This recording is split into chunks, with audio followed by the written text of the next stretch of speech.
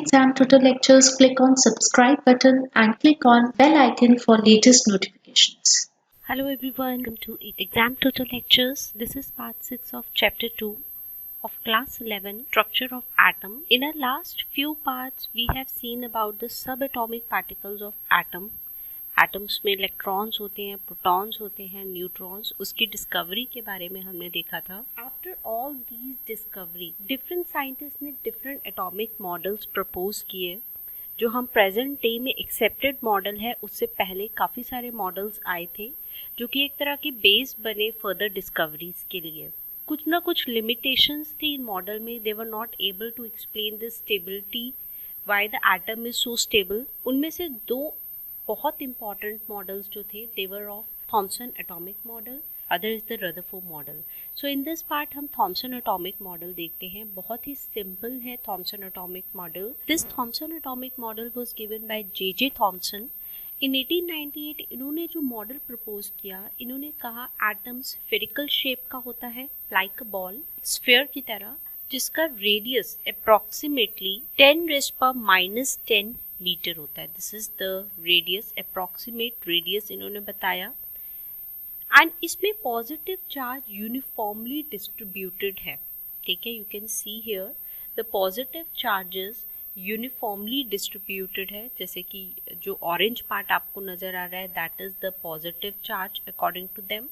और इसके बीच में एम्बेडेड होता है, बीच में जैसे लगे हुए हैं इस तरह से छोटे छोटे चार्जेस. ये कौन है? Electrons. So electrons, they are embedded into it in such a manner कि overall there is a stability, there is a electrostatic arrangement. ऐसा है, positive और negative charge इस तरह से arrange है. electrostatic क्या होता है? It deals with the electric charges. तो electrostatic arrangement, charges का distribution ऐसा है इसमें कि there is overall stability of this model. So this was the model of J. Thomson. अगर आप ध्यान से देखें, इस मॉडल के और भी नेम्स हैं, जैसे कि plum pudding model, raisin model और वाटरमेलन मॉडल. जैसे कि वाटरमेलन में क्या होता है? There are seeds embedded into the overall red part of the fruit.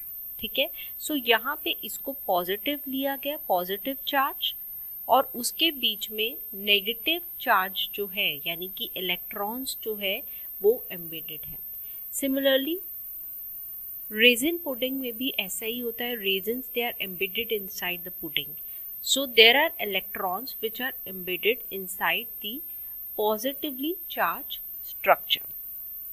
Important feature इस मॉडल का देखें तो मास जो है एटम का ओवरऑल, वो अज्यूम किया गया that it is uniformly distributed over the atom. So इस मॉडल ने न्यूट्रलिटी एक्सप्लेन की कि जितना पॉजिटिव है उतना ही नेगेटिव है. इलेक्ट्रोस्टैटिक स्टेबिलिटी, तभी तो कहा गया पॉजिटिव और नेगेटिव एक दूसरे को बैलेंस करने हैं. So overall an atom is neutral. This is the fact. Atom is neutral. Overall atom, overall positive और नेगेटिव चार्जेस इक्वल होते हैं, और वो अगर नहीं होते तो फिर वो आयंस बन जाते हैं. आयंस में भी दो पार्ट होते हैं, या तो वो एनायन होगा या कैटायन होगा. जब फर्दर कुछ एक्सपेरिमेंट्स हुए तो जो भी रिजल्ट्स आए कि एटम क्या ऐसे ही होते हैं, क्या दिस इज द रियलिटी, तो वो इनकंसिस्टेंट थे विद दिस मॉडल. ठीक है, वो हम आगे देखेंगे जब हम स्ट्रक्चर डिस्कवर करेंगे. With the next Rutherford model also हम देखेंगे कि why this model was not consistent with the later experiments.